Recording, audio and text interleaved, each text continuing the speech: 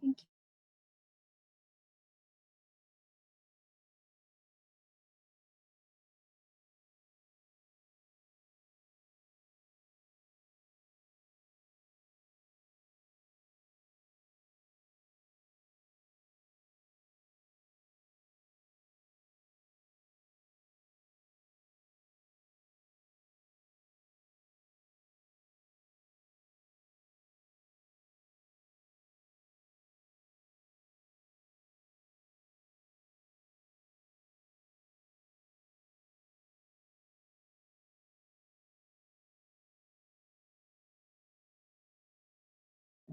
Yep. Hello, everyone. Hi. I'll give everyone just a second to get here. I believe I've just set the settings, Kelly, so that you can screen share. But let me know if you have any problems with that. I think I have it all set up. Yeah, it's working. Thank you. Perfect. Okay. Yeah, I'll give everyone a second, but while people hop on, I want to briefly do an introduction. We have our guest is Kelly Wright, who is a sociolinguist at the University of Michigan, and she studies specifically American varieties of English. She will introduce her own research far better than I could, so I will let her do that later on in this session. But I want to specifically thank Kelly for being willing to speak to us in the Fordham English department and the larger Fordham community, and all of our lovely guests. Thank you so much for joining us. And I just want to note that as we consider the world in which we're teaching, in which we're trying to educate, and in which we're just speaking and listening, and as we are all rethinking our classroom practices as educators and as students, I hope we can be guided by Kelly's wonderful work. And I don't know of anything that's more timely. We are so honored to have you with us, Kelly. Go right ahead. Thank you so much. I'm really happy to be here. Okay, I'm gonna go ahead and get started.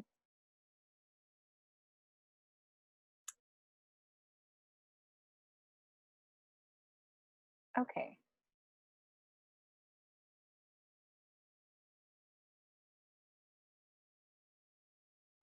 Great. All right.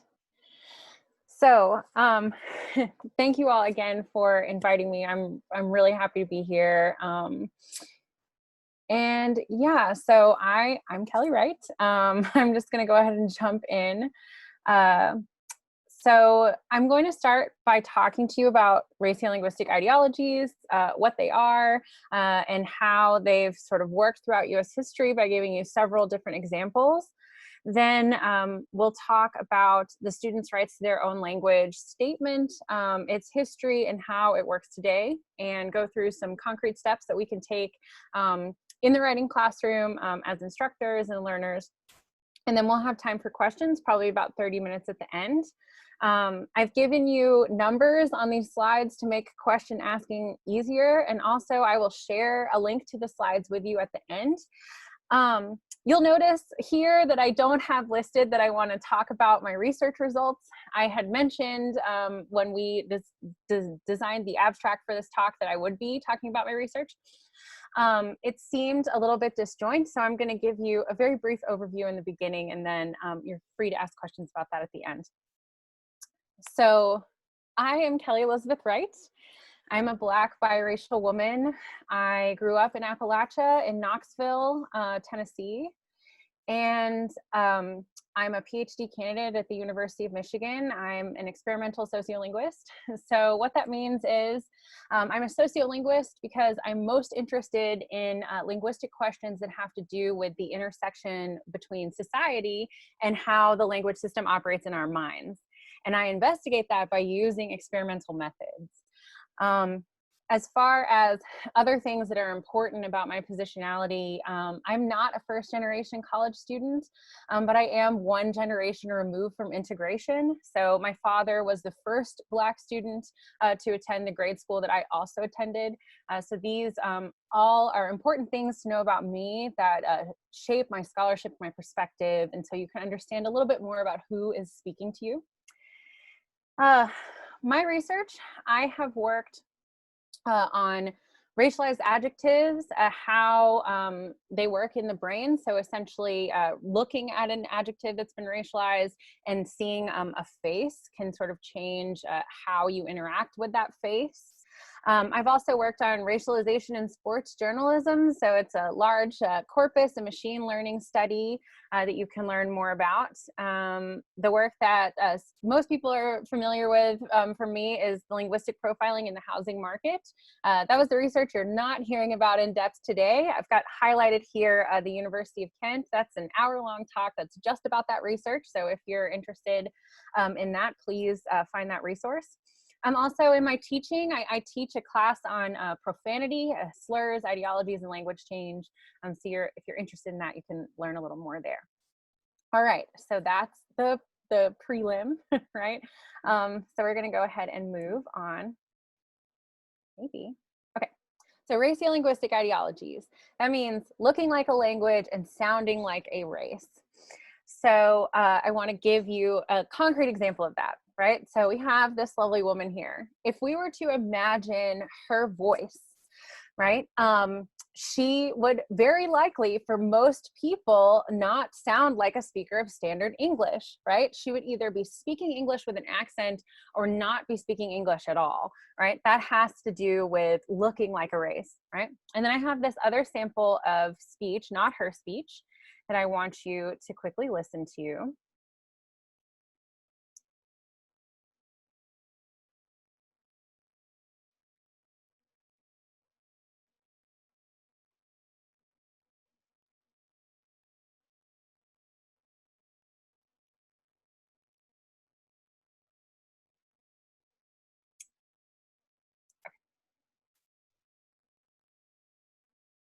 Education reform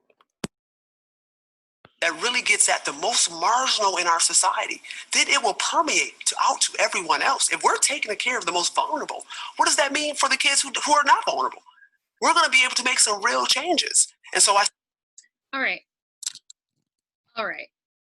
So that should give you an example of what sounding like a race is like, right? So looking like language, sounding like a race. Just keep that in mind. So raciolinguistic ideologies, they do several things in our minds, right? They shape our interactional expectations, they shape our behavioral expectations, and they shape our character expectations. So our interactional expectations are sort of what we were discussing when we were talking about looking like a race, right? Like I might see this woman walking towards me and expect her to sound a certain way, and that expectation might shape the first word that comes out of my mouth, right? I might say hola instead of hello to her because I have an interactional expectation. Behavioral expectations, the example of this is the perennial microaggression articulate, right? So Black people don't like being called articulate because it gives evidence of this behavioral expectation that some person held of them, right? So I didn't expect you to sound well-spoken. And so when I talk about you to other people, I describe you as articulate so that ahead of time, their behavioral expectations are not violated, right, about the speaker. And our character expectations. So what kind of person do we think that this is, right? Who is speaking to us? So linguistic discrimination is really a natural phenomenon, right? So our perceptual systems are built to find discrete objects in our fields of interaction. So we have, you notice something with your eyes or your skin or your sense of smell, right? That is near or far, right? Something that's two-dimensional or three-dimensional, right? Our sensory systems are built to discriminate between objects, right? But when we start thinking about how we hear people, if we have a society where one variety is prized over another, this natural phenomenon actually amplifies systemic oppression by capitalizing on these raciolinguistic ideologies, which themselves arise outside of the linguistic system and are organized by the social environment to signal interpretation, behavior, and characterization. So, all right, what is a standard variety, right? So before I describe it in detail, I want to give you just two things to think about. One of them is that the standard variety experiences continuous and ongoing change.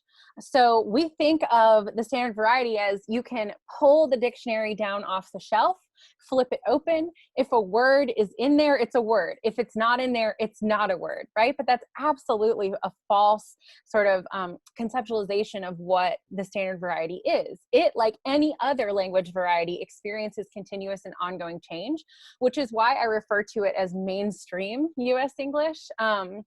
And it is also a variety that's created, right, and maintained by grammarians, educators, and lawmakers.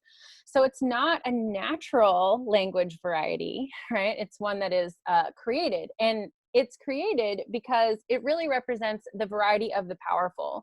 So over time, you have a majority or majority culture, or the people who are making the laws and running the schools and writing the dictionaries.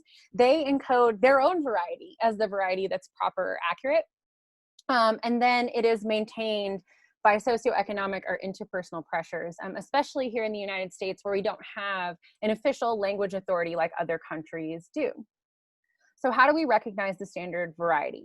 Well, the standard variety is one that is learned in school, right? So it enjoys institutional support. It is most similar to the written form.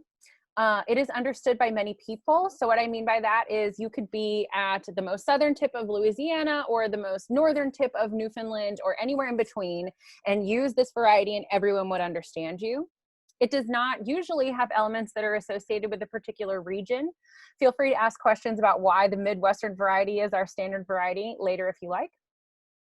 It is socially prized and it is often used in government or other official contexts. So a non-standard variety then is one that doesn't enjoy institutional support.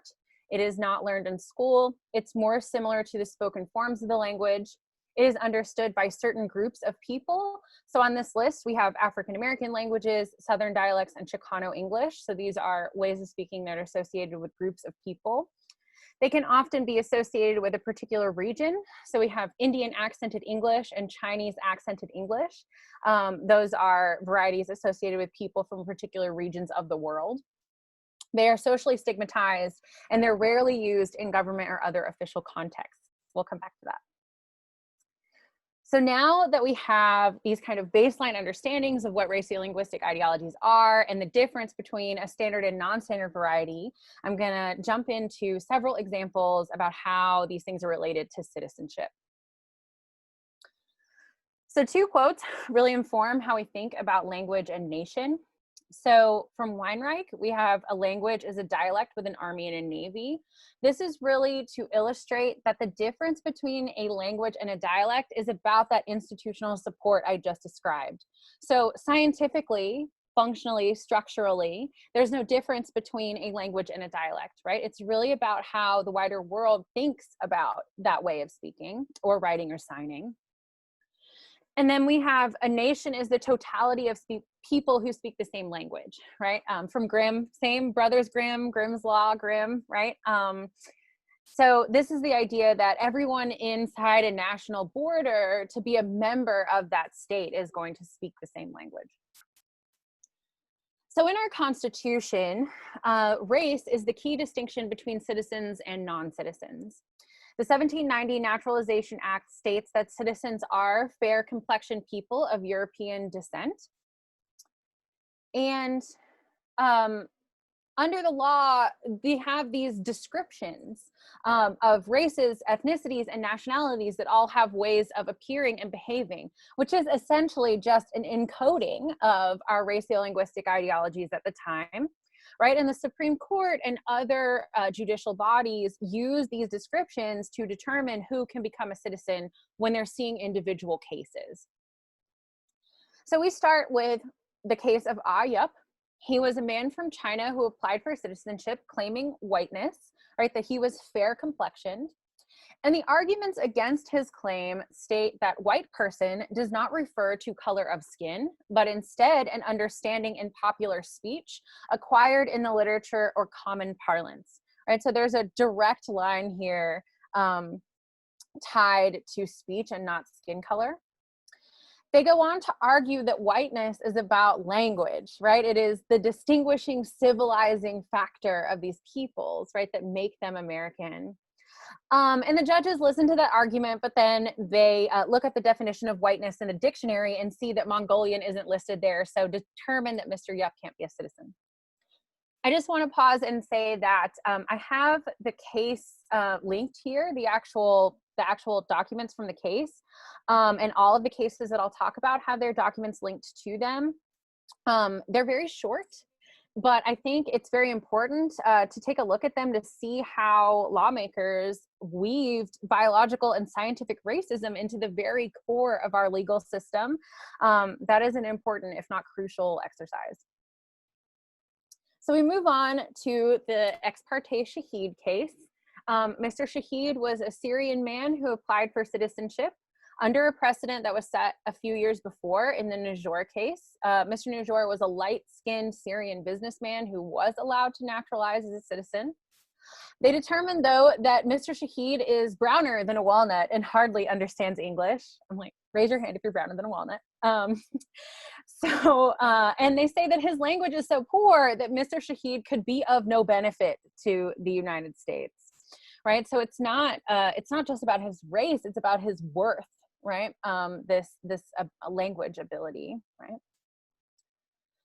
So we move on to the U.S. versus Thind, the saddest case in my opinion. Mr. Thind was an upstanding Hindu businessman.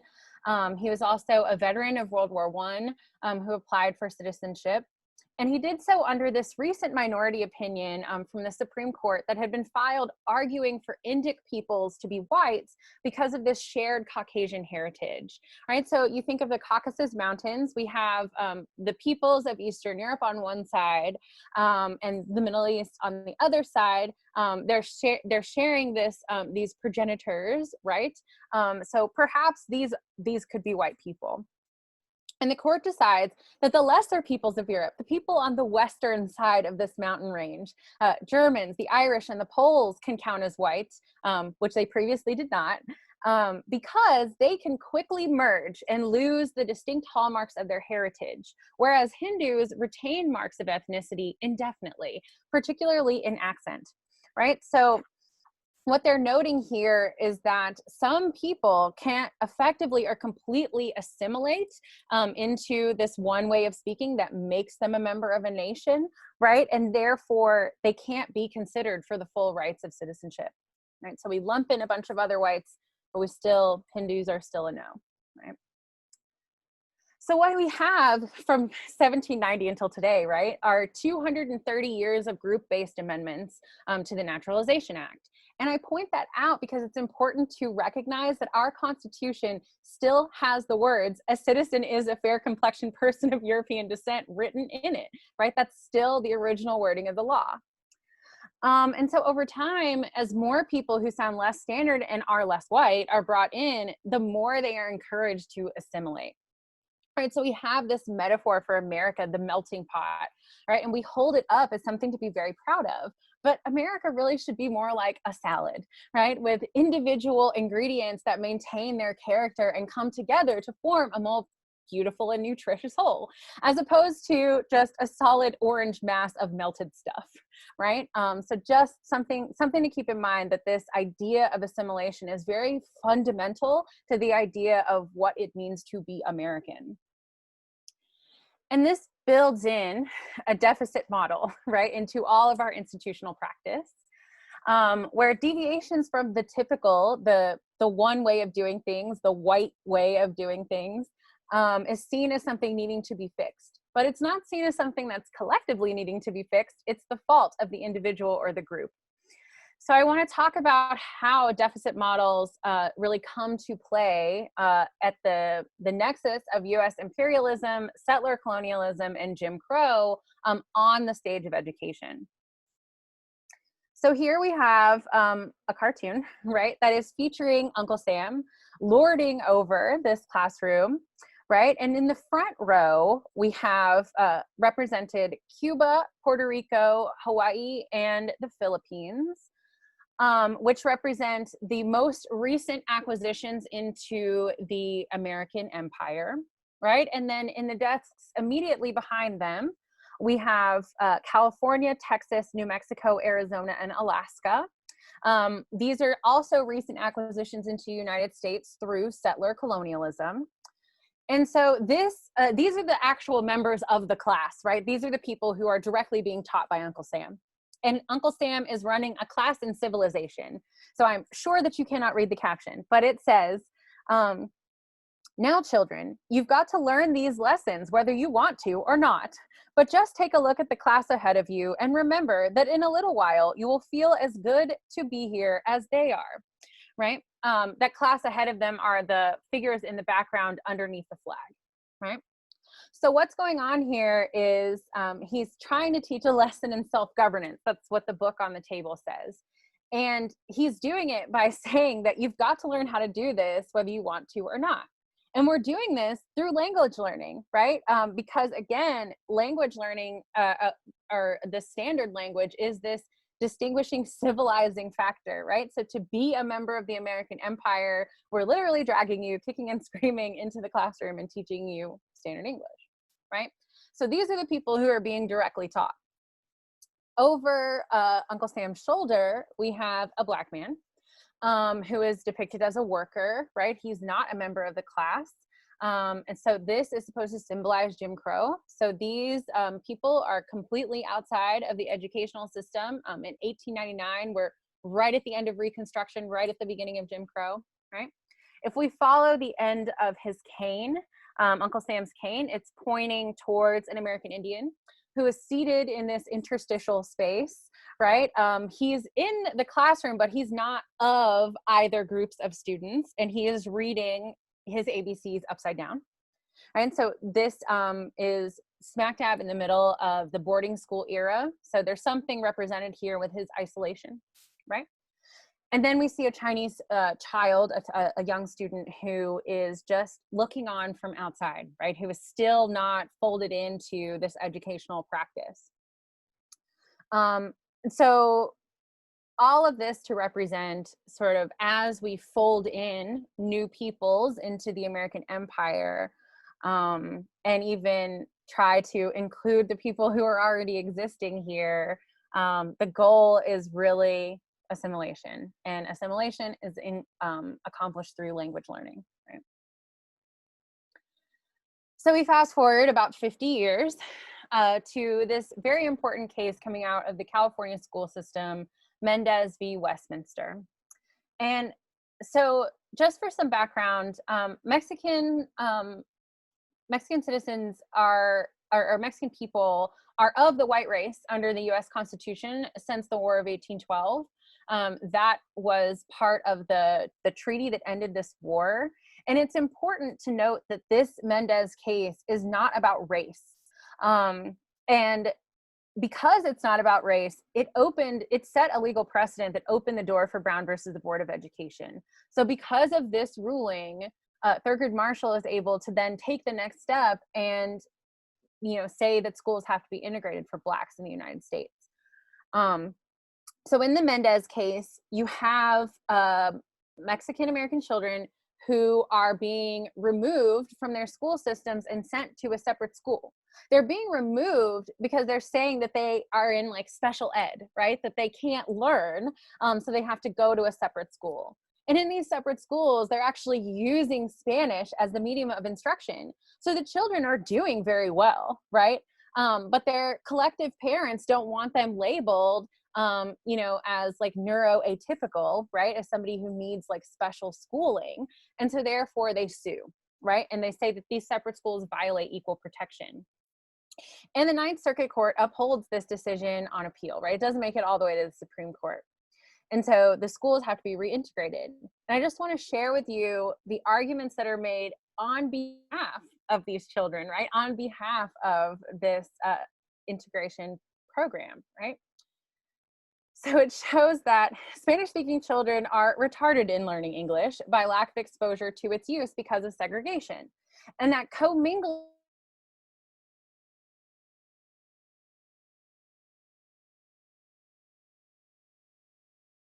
institutions and ideals, right? So they didn't care about these students learning. They were learning just fine in their first language in these other schools, but they wanted them to lose their connection with non-American cultural ideals and understandings. And if there's one thing that's tied to cultural ideas and understandings, it's language, right? So it's more important that we perpetuate American institutions and ideals than we teach children in a language that's accessible to them, right? Okay. So we've reached the midpoint. We're going to talk about the students' rights to their own language statement coming out of 1974. So at the Conference on College Composition and Communication, the 4 Cs, some folks, and also some folks from the National Council for Teachers of English, came together to issue a statement that affirms that students have a right to their own language variety, right? Whatever dialects inform their own identity and style, and that the attempt of one social group that claiming that one or many particular dialects are not acceptable is an attempt of one social group to exert its dominance over another. So I hope that the examples that I've given you are pretty clear that that's how that works, and that they affirm that teachers must have experiences and training that will enable them to respect the diversity and uphold rights of students to their own language. So I bet you can guess that if this had happened, we wouldn't be here talking about this today. And so in the years between this statement being issued and this moment, not much has happened in the ways in which we teach writing, certainly in individual classes, but as a whole in the writing curriculum, in primary and secondary education, as well as post-secondary education, upholding dialects is very much not part of how we teach. And so in April Baker Bell's most recent book, Linguistic Justice, she comes out and says that the way Black language is devalued in schools reflects how Black lives are devalued in the world, right? And again, like, raciolinguistic ideologies really arise out of the social organization and then begin to inform how our minds work, right? So Baker Bell and a number of colleagues this summer crafted these demands for Black linguistic justice. I encourage you to read them. It's not that long, but it's very important, and they go into an incredible amount of detail for each one of the demands. I'm not going to cover them all, but I am going to talk to you about some concrete steps that are informed from them that we can take. So starting out by saying that we cannot claim that Black lives matter in our field if Black language does not matter, right? And that institutions and organizations crafting statements of support all throughout the summer, right? We're doing so while ignoring the anti-Black skeletons in their own closets. So I want to describe an anti-Black skeleton in a very local closet and talk through the Ann Arbor Black English case. So in 1974, the same year that the original Students' Rights to Their Own Language Statement was issued, the Martin Luther King School here in Ann Arbor, which was majority white, had 24 Black students. These 24 Black students were all from the same housing project. And the teachers mostly ignored their Black students because their language was different. And not only that, they assumed their ignorance, right? Because they weren't speaking standard language. And these Black kids were placed into special ed classes, so very similar to what happened in the Mendez case, and their parents sued, right? And so originally the legal strategy was a little bit different, but it ended up becoming about language. And the reason it became about language is because very recently Congress had passed the Equal Educational Opportunities Act. And this act essentially created English language learning programs throughout the country, right? So if you had a large enough population of like Spanish speakers or Chinese speakers, et cetera, in your area, a school district had to take appropriate action to overcome language barriers that were impeding equal participation of students. So the legal strategy taken in this case was to extend the Lau v. Nichols decision, which started this act, to dialects, right? So in recognition that the difference between a language and a dialect is completely false, it's fabricated, and that, you know, scientifically they're no different. They should have this protection for dialect speakers. So these Black kids should be, you know, eligible for equal participation. And so the goal of the special ed class that they had been put into, right, is that the students learn the standard variety. So they were removed from traditional learning during the day and placed into a class where they only learned standard English, right? And the reason that this class was formed, right, the goal of this class to begin with, was that children need to learn to speak and understand. I need to make it very clear that these children absolutely already knew how to speak and understand, right? It was the instructors who did not understand them, right? So these children need to learn to speak and understand, to write a language used by society as if they were not in a society, right, et cetera, et cetera. And that Black language is not an acceptable method of communication in the educational world because it is used in casual and informal communication among the poor and less educated. I truly cannot stress enough that Black speakers exist all throughout the socioeconomic spectrum, even in 1974, right? That it is absolutely not only casual and informal, right? But these are the arguments for placing the students into these special ed classes. So the case is asking the question, do barriers to learning exist? And the court finds that they do indeed exist, right? Because Black students are made to feel inferior.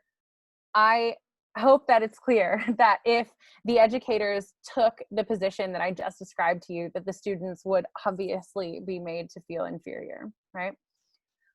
So what happens? They develop a plan. And the plan is to make white instructors aware of the structure and function of Black English, right? So to teach them that, hey, it's a variety. It has all of this wonderful complexity, and let's learn about it.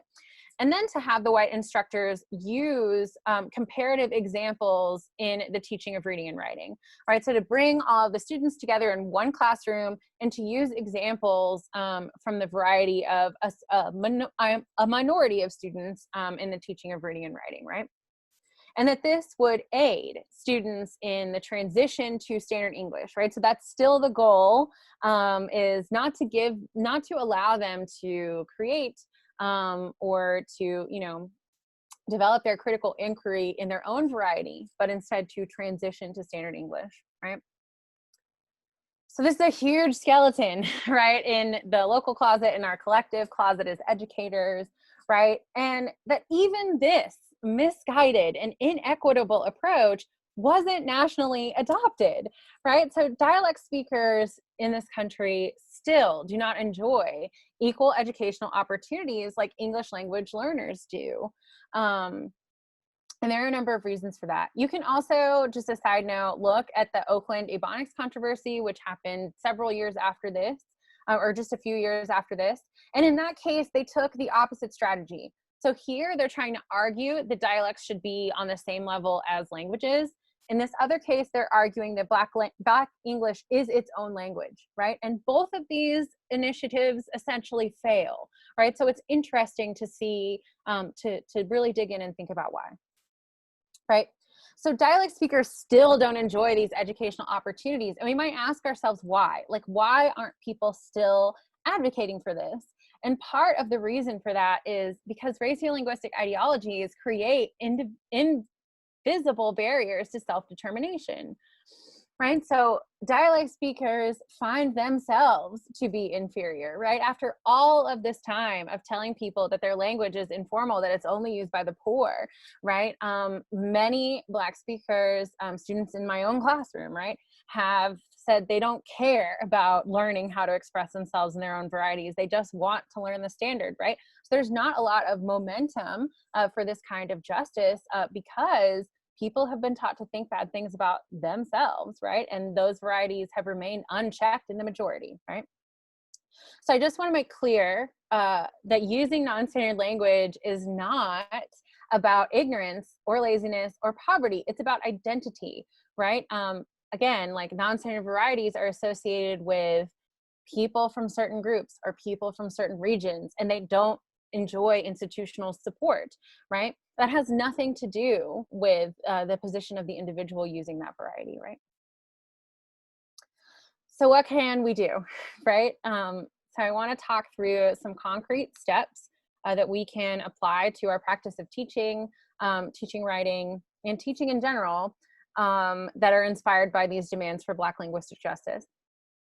So we can teach all students, right, that the terms academic language and standard English are constructs that are entrenched in nations of white supremacy.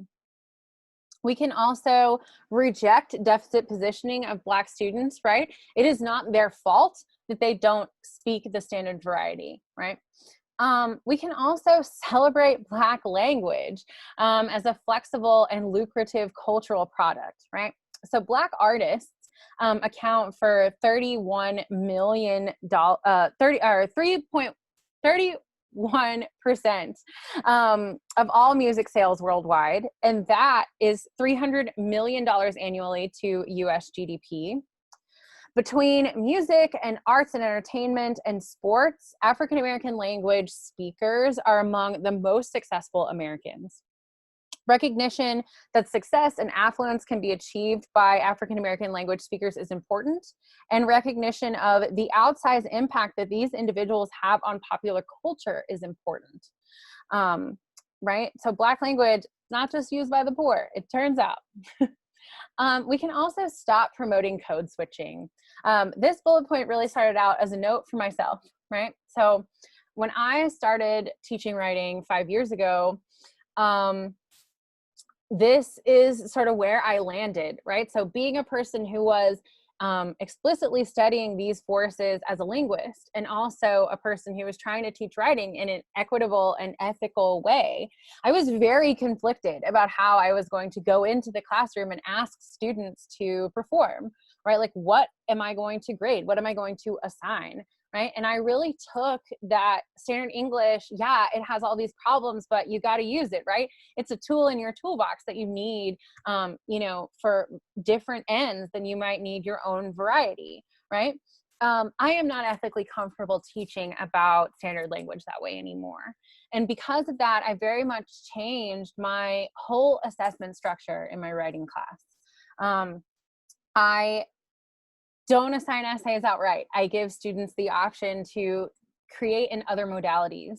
I'm very interested in critical inquiry. I'm interested in argumentation, right? We talk about many ways to do that, but when I sit down to actually grade someone's work, I'm not grading on their language, the language that they use, or how they do it correctly, right? We still talk about citation, we talk about lots of other skills, but it's not tied to major assignments in my course, because I don't want to promote code switching.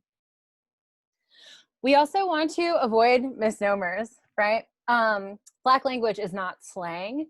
It is not ghetto. It is not informal. It is not improper, right? It is another variety of English, right? Just like the Southern dialect or, you know, New England varieties, right? And it's certainly, you know, it's not a monolith, right? I refer to it as African American languages because there are many, just as there are many types of Black people, there are many types of Black language, right?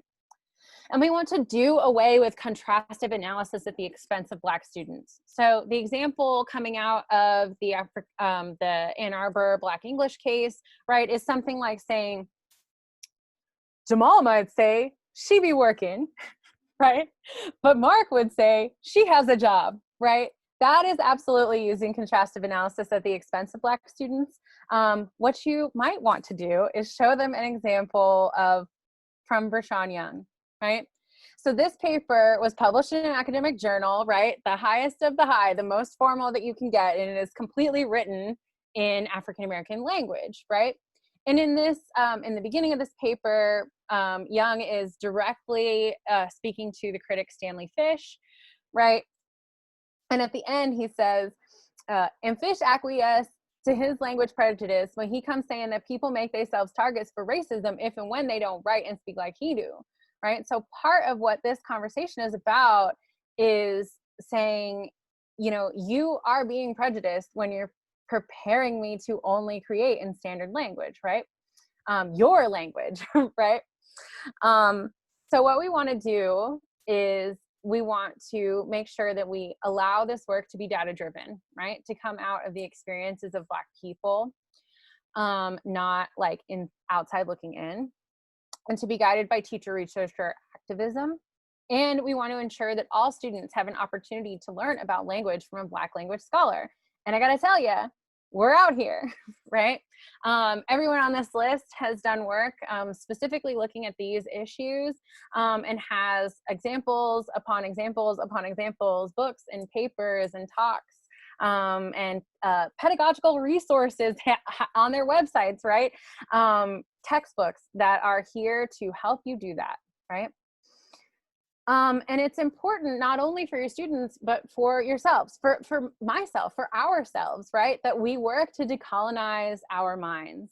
And that might seem like it's an extreme statement, but I hope that the examples that I shared with you earlier on in this talk make it very clear that even before we were thought of, right? The moment we were born, every single human being like alive on this planet had like colonized ideas in their mind, right? It's part of how our world is structured. It's part of how we move through space. And so we really have to individually and collectively do the work of undoing these ideas, right? Of getting our minds to a place where we aren't instantly sort of assuming that certain things are the right way to go, or that we're working to mitigate the risk of our students. You know, we need to be liberating them, not protecting them, right? And so today, right, you can start out by auditing your organizational history, policies, and practices. And this might sound like something that's only open for faculty, but it is certainly open to students, in my opinion. You know, take your course, take an assignment for a course and do this work, right? Look at your own organization and see what it does. And also that we need to make sure that we're examining and explicitly addressing our positionality, like white people, speaking to the white people, right? Linked here is a long webinar from Jamal Muwakil where he reminds us that we can't read, teach, or advise like we don't have bodies, right? We all have a body, and part of what that body does is it informs the way that we move through the world. And so we have to be explicit about who we are and where we're coming from. And I gave you a model of how to do that at the beginning of this talk, right? So we can remember always that grammar is race, class, gendered, and colonized, right? That it is a creation. And so, yeah, so this sounds like a lot. I've laid a lot of sort of ultimatums at your feet, right? But fear not, right? I have created a product for you. These slides that are available at this link that I will pop in the chat when we get back are full of examples and citations and provide ready-made lessons on these issues. And I encourage you to please use them, right? Share them with friends, post them online, just make sure you tell them where you got them, right? Okay. So we'll break for questions, and thank you very much. Thank you so much, Kelly. If people want to pop questions in the chat or use the little hand raise function so we can sort people out, that would be really, really great for our Q&A.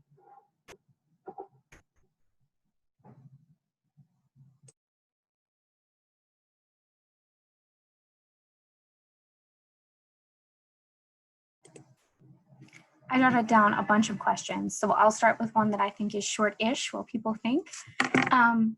I mean, as an instructor, of course, I'm always thinking about grading. And so would you comment a little bit more, Kelly, on your grading practices? And specifically something that caught my interest is when you're evaluating, is there any method that you have for commenting on grammatical structures, given that grammar is always classed, colonized, gendered? Like how do you address that with your students? Do you provide any sort of feedback? Do you provide comments? I'm just curious to hear more about that. Yeah, absolutely. So I ask students if they want grammatical feedback. That's usually where I start. And then I really give it to them. So that's kind of, I think Annalise absolutely knows this, that I'm pretty tough as far as an editor is concerned. And so normally I'll read a paper, and then if there are really glaring spots where ambiguity is introduced, or things are not being cited correctly, or an idea is really getting lost in sentence structure, I will find those spots and really zoom out, and be like, here's one example of something that's like not working. Let me give you like a paragraph about parallel structure and talk about like why it's important and how it works to strengthen your argument, right? So that's sort of how I couch it, is for your communicative ends, you might want to do something different. And it's actually, I haven't had that many students write in a different variety. It's only happened maybe about 3 or 4 times. So I try and encourage it for an essay, right? I've had a lot of students, like I said, I don't do major assignments modality specific anymore. Now that I can write my own syllabus, I don't do that anymore, right? So I have them, people might make like a documentary or build a website or do something else, do a podcast, right? And that is all, that's kind of open season for what variety you want to use. But yeah, I usually ask students, what kind of feedback do you want? And I have very specific grading criteria too. So if a student doesn't want any feedback, the only kinds of things I comment on are specifically things I'm grading on, right? So you were supposed to have 2 sources and you don't. So here's blah, blah, blah, right? Like these ideas are great, but you're still getting a 50, right? Like that kind of stuff. Yeah. Thank you so much. That's really helpful. Does anyone else have questions?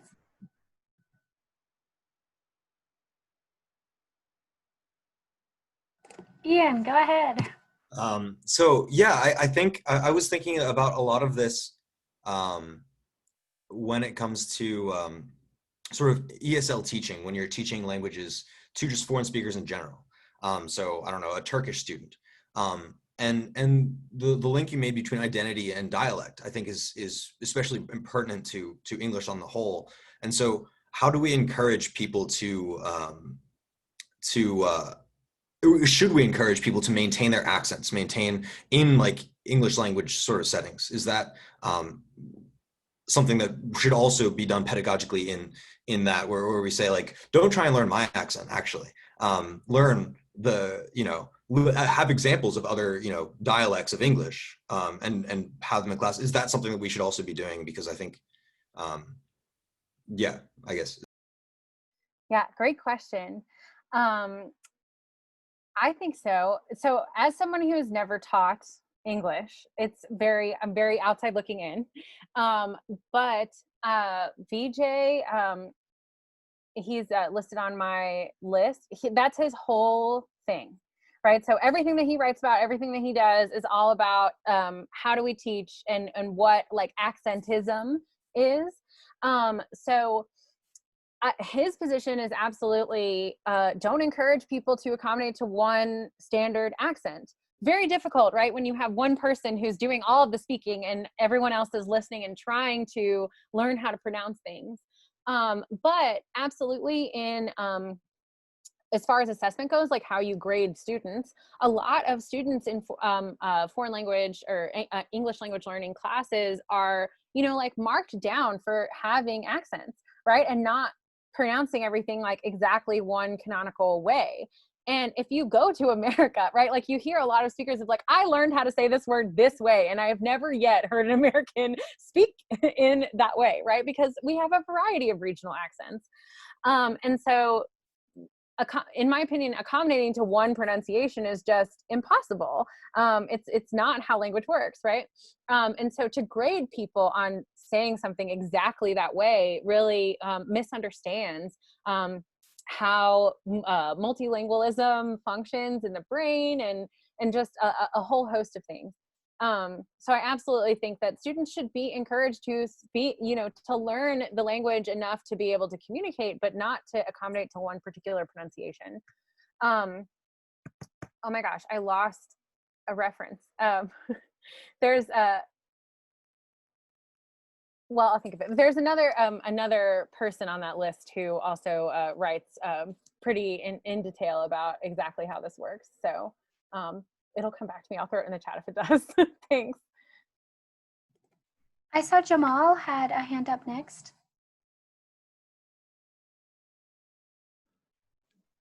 Hello, Kelly Wright. Thank you so much for your presentation. We have done a fine watch party for you. So there are 4 humans here, and they have all appreciated your talk. Thank you. Of course.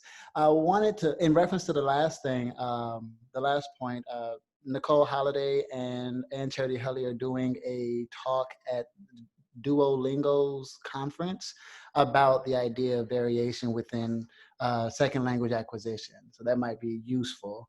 But I wanted to ask you, Kelly, if you would, to say a bit more about code switching. The idea being, it seems to be that we engage with code switching in an academic context as a given, and not really look at the potentially negative consequences of engaging with it, and specifically in encouraging code switching for people who are bidialectal. Could you talk a little bit more about the potential negative consequences of advocating and promoting code switching as a concept? Yeah, absolutely. So like, there's a reason why I didn't give this talk in African American language, right? And that's because I can't. I am not capable of talking about my work in any length in a formal setting, in any variety other than my standard variety. I'm not using my Southern accent either, right? And so part of that is I think outside of, you know, instructors really wanting to mitigate risk for their students, right? To say that, you know, speaking with an accent, speaking a foreign language in this country, you can be, and I'm not exaggerating, killed, right? People get arrested, people get beaten, people lose jobs, people lose homes, right? That's not an exaggeration. People don't get healthcare, right? Just for sounding a little different. Those risks are real. And I think that's why a lot of instructors want to equip their students with like the standard language. But the internal risks, I think, are perhaps much greater, especially for people who are in bodies that are always at risk, no matter how you sound, right? What Sanja said something on Twitter today, like, it's not about the shoes, right? Like, you can be the most, you know, standard, crisp, wonderful, well-dressed looking person and still get shot by the police, right? So I'm going to be at risk no matter where I am. Why don't you just let me celebrate what I have, right? Like, give me a space where I can learn to communicate in these varieties that have been silenced for, you know, generations. And so I really think that if we stop promoting code switching, that really gives us a space to encourage revitalization, right? And to allow people to be creative and academic and curious and all these other things in these varieties. Thank you so much. Thank you. And Elizabeth had a hand up next. Hi. So this question, so I'm looking at this kind of from like a sound studies point, because I'm in a sound studies course right now, but I'm curious how for, like, I guess, I don't know how you would term it, but like dialects, or for Black English, or different language cultures that are more oral based, like how logocentrism has contributed to those, I don't know, language frameworks not being used, and if languages that are more based in oral culture, if, like, how you see that being implemented into like academia or written formats, if the standard use of those languages or dialects is naturally more oral based. Yeah, that's a great question. I think about this a lot, especially because like the primacy of the spoken modality, right? It's everywhere. It's in how we talk about, we like relating to each other, right? We sort of ignore Sign language, absolutely, 100%. Like that modality, the visual linguistic modality is not represented, as well as writing, right? Like we don't uphold written communication even as, close to speech, right? As far as something that's real, like an event that actually happened to you, or like words begin to matter more. And so, if you look at a culture that is like lucky enough not to have been invaded by missionaries and had them write a dictionary for them, or a grammar, right? That is really more an oral tradition. I think that the practices of communicating like higher order thought, or whatever you want to go for, but if we want, academics, right?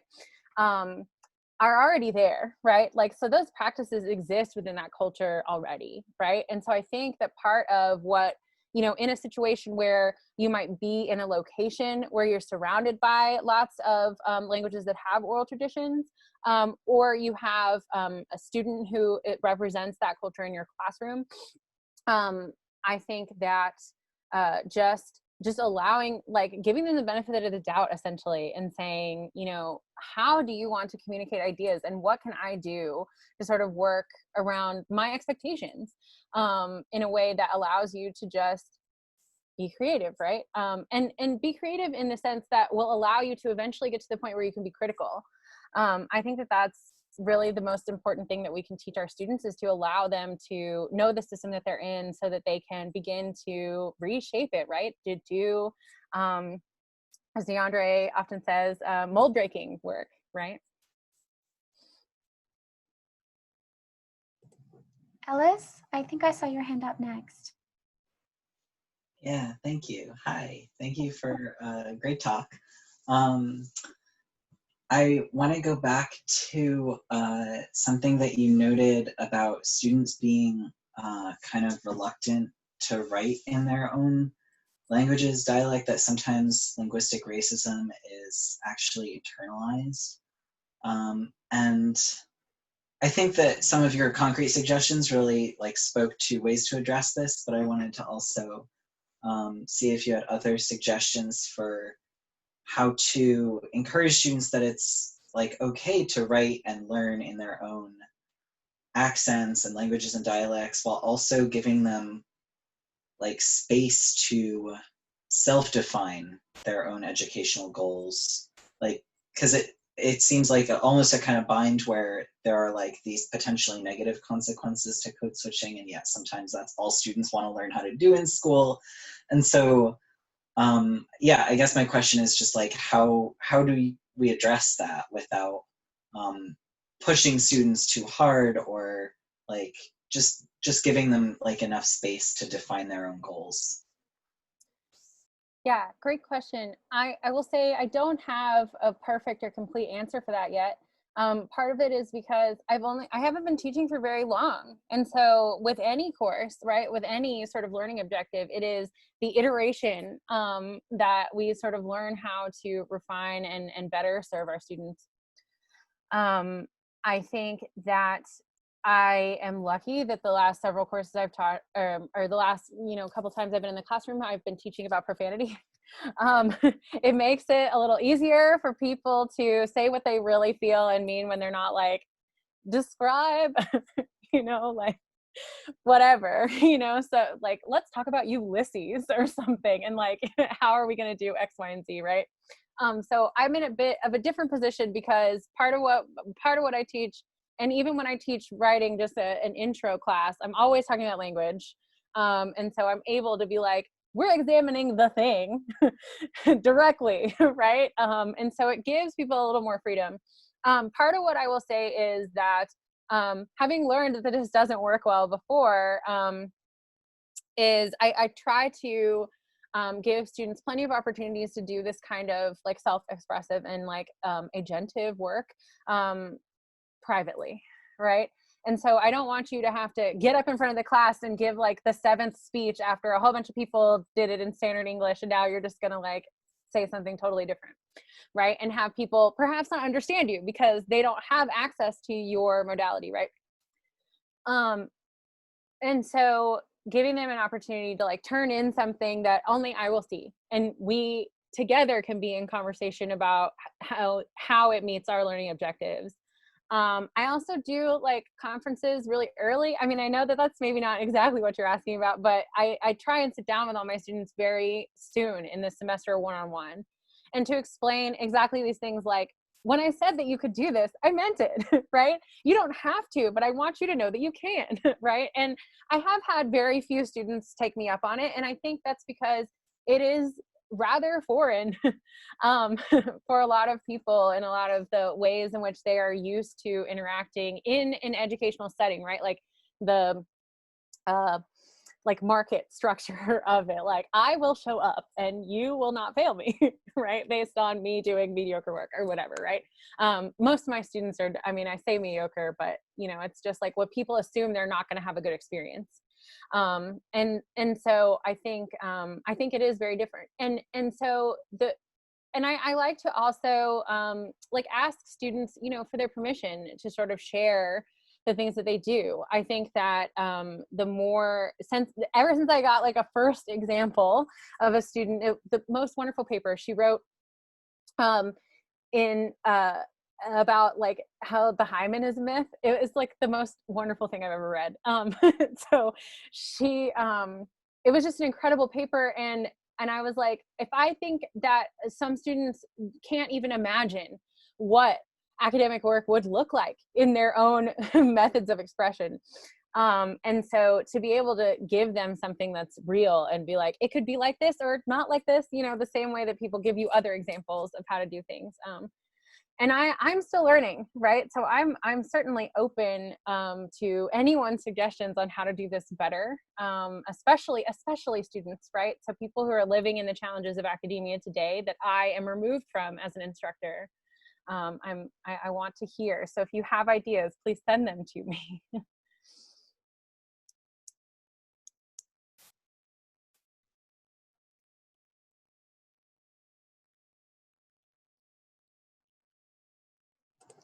Hi, I see a hand up from Shanaz.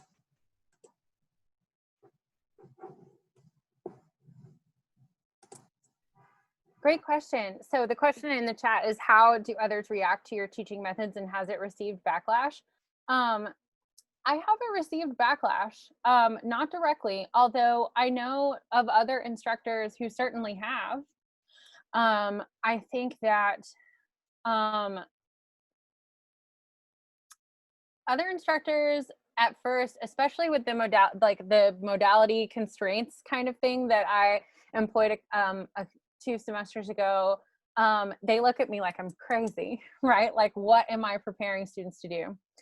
How are they going to learn how to write essays in my history class if you only make them do a podcast, right? And so I usually just, when I'm met with sort of resistance, I wouldn't say I've ever gotten in trouble, mostly because there's no oversight. No one's paying attention to me, which you should know liberates you to do whatever you choose. That's academic freedom, I guess.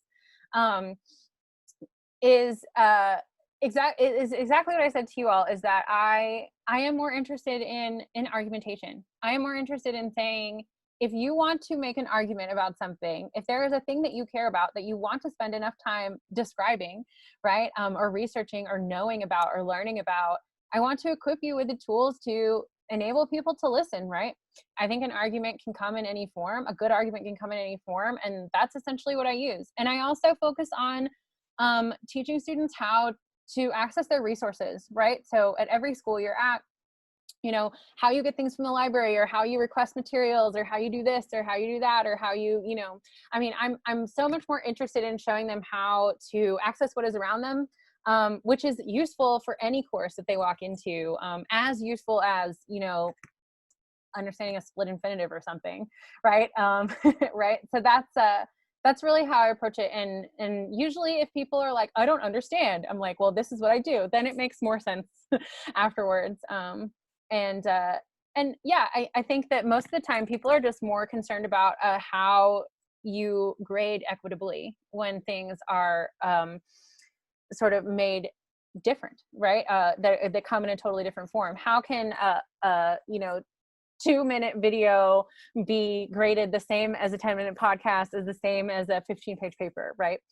And so normally it is, again, exactly that of, are they answering questions? Are they engaging critically with something? Are they doing X, Y, and Z? So it's more based on learning objectives than it is on the actual material constraints of the assignment itself.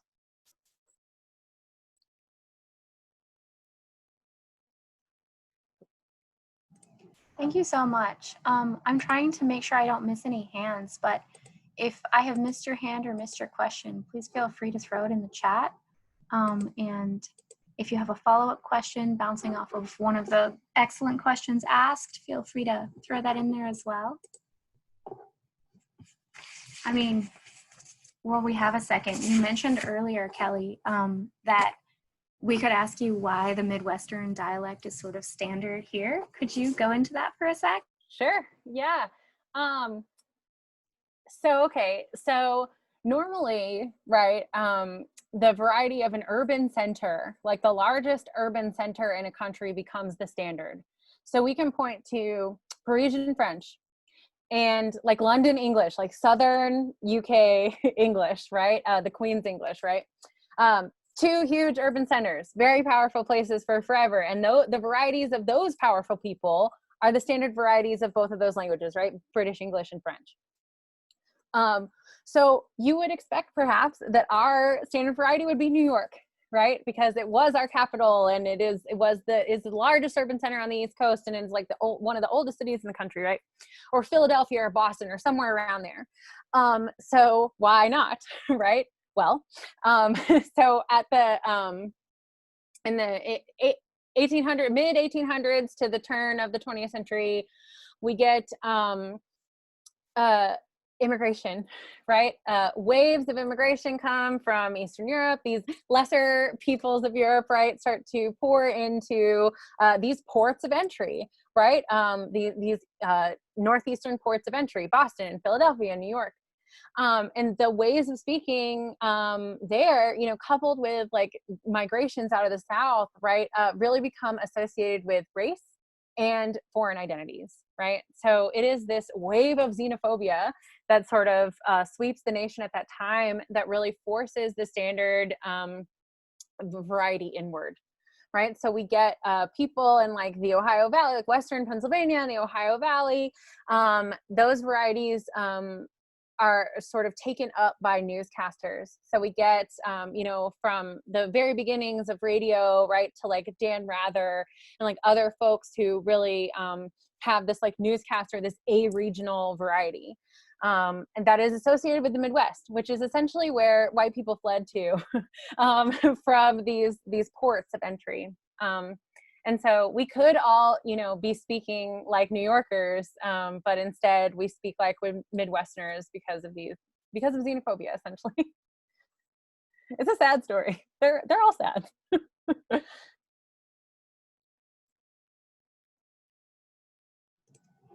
Unless someone else has a question, which message me if I've missed you.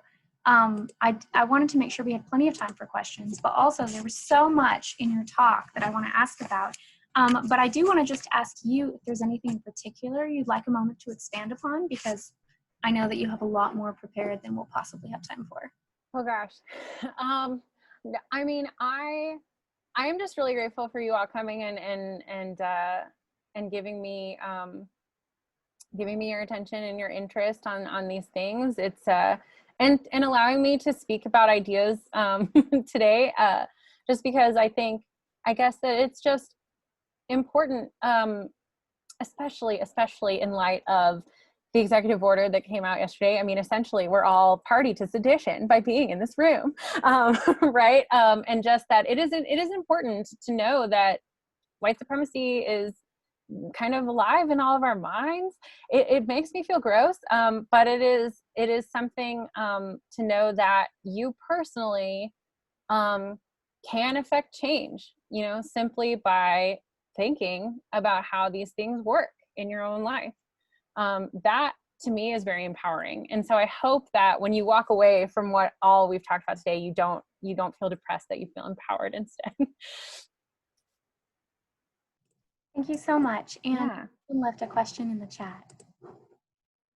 Yeah, wonderful question. So what would I say to students who are hesitant to develop their own dialects because they don't know how they will be taken in the professional world?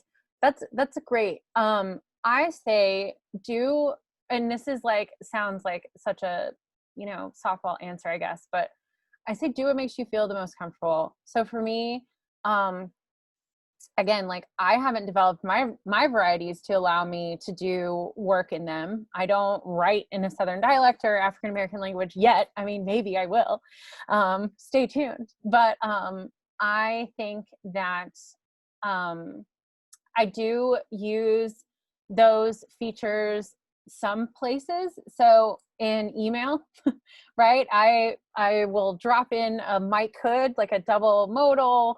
I use y'all all the time. In my professional capacity on Twitter, I absolutely speak however I feel like it, right? I know, being a professional on Twitter, it's hilarious. But I think that where you feel the safest to express your identity, you should feel free to do that. And if people, you know, if people are treating you very poorly because of that, like professors and other things, I would absolutely reach out to me or some of the other people who are on those lists so that we can come to bat for you, right? So that we can talk to people about what linguistic justice looks like.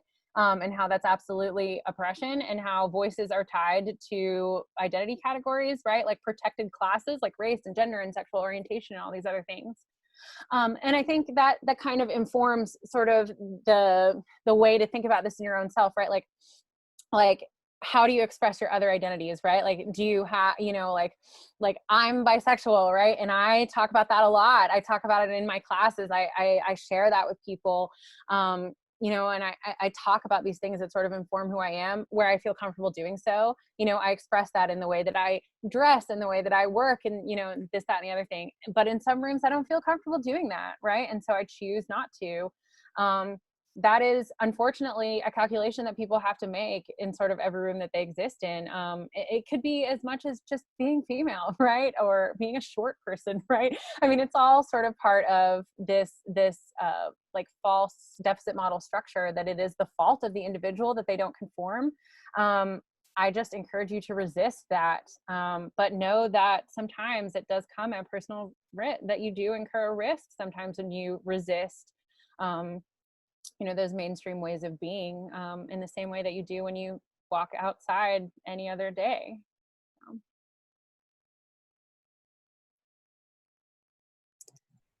Yeah, but I get that it's scary. I don't want to say like, it's fine, just go do it. No, it's terrifying.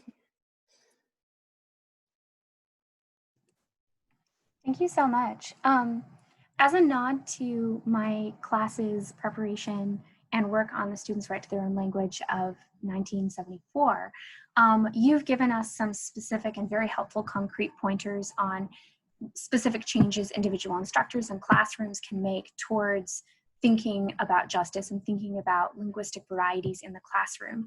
But in the spirit of the 1974 statement, which of course has not been adopted, if you think larger than your classroom, than my classroom, thinking sort of larger scale, what are the sorts of things that you think we as individuals could be involved in, or even bigger things that you want to see administrations, schools, kind of larger structures implement that are beyond the reach of me as an individual and instructor or a student in a class? Like, of course we have to think about what we can do there, but like you as a linguist studying these things, like what do you want thinking big?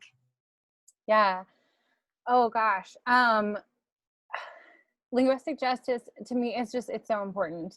Thinking bigger about if we give people access to their own varieties, right? We don't care if people have foreign accents. We don't care if people sound like anything, right? Like X, Y, and Z. So part of the reason why I started doing the housing research that I do or have done is because legally discrimination has to occur in physical proximity, right? I have to stand in front of you for you to know that I'm a Black person, or that I'm a woman, or that I'm not straight, or whatever, right? And then choose to discriminate against me based on that exact quality of myself. but we know that we absolutely hear those memberships in those classes through the voice alone. I don't have to stand in front of you for you to know those things about me. You can hear them, right? That's part of how voices work. And we all know that, right? Like you talk to somebody on the phone that you've never seen and you imagine them. They have a body, right? And so taking that like one step forward of being like, discrimination shouldn't just be in person. I would love to see that change, that we can recognize legally that I can hear something about you and that informs how I treat you. And it's a course of double standard, right? Because people have absolutely been sent to jail for somebody being like, there was a black man in that room and he was yelling and then that girl got shot, right? Like that stuff happens based on people who just hear things, right? But it doesn't happen in the other way where people get protected based on actions that way. And so all of this really comes together when we look at access to information. So in the medical field in particular, like people don't get materials in a variety that they can understand, right? That is accessible to them. And so in all of these efforts for like inclusion and accessibility, it you know, you see like a list at the pharmacy. It's like, we speak all of these languages. We can get you a translator. But that doesn't happen with like emergency medicine. It doesn't happen, you know, in lots of doctor's offices and things like that. So people sign up for like treatments that they don't fully understand. They take medications that they can't understand how they're going to interact with their own bodies. And of course, accented speakers in general are treated as less intelligent, right? So you may be having a fine conversation, but the doctor just isn't giving you the right information. So there's a woman on that list, her name is Ashley Hessen. That's her whole research paradigm, is just making medical experiences more accessible for accented and foreign language speakers. It's absolutely an issue in court. So court transcriptionists, right, don't know accents. And so the example of that I gave before of like, she be working, if somebody is testifying and saying like, she be working, or talking to a police officer, that's going to be taken as she's at work right now. But what it actually means is has to talk, right? If you're talking about like alibis or something, right, or trying to assess someone's guilt, it really matters that that language is exactly right, that when it's written down. And more importantly, on appeal, a judge only has the record, right? So they don't see anyone, they only have what's written. And so those court transcriptions are very, very powerful, like linguistic tools, and they need to be accurate. And so like collective sort of advocacy for linguistic justice sort of as a whole. And I think is something that we can that I dream of, right? And that we can all sort of participate in outside of our classrooms, especially when you see,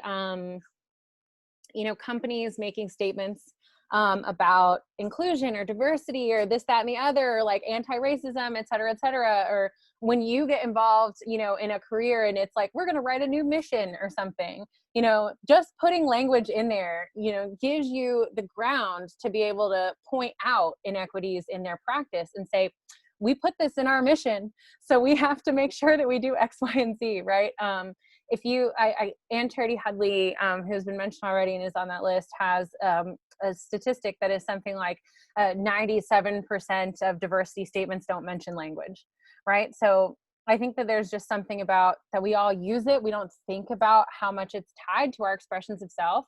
And so I think, just encouraging people to think a little deeper about how they use their voice and how they write and how they sign, is kind of the first step for me for these larger, very, very dream-based goals that I have.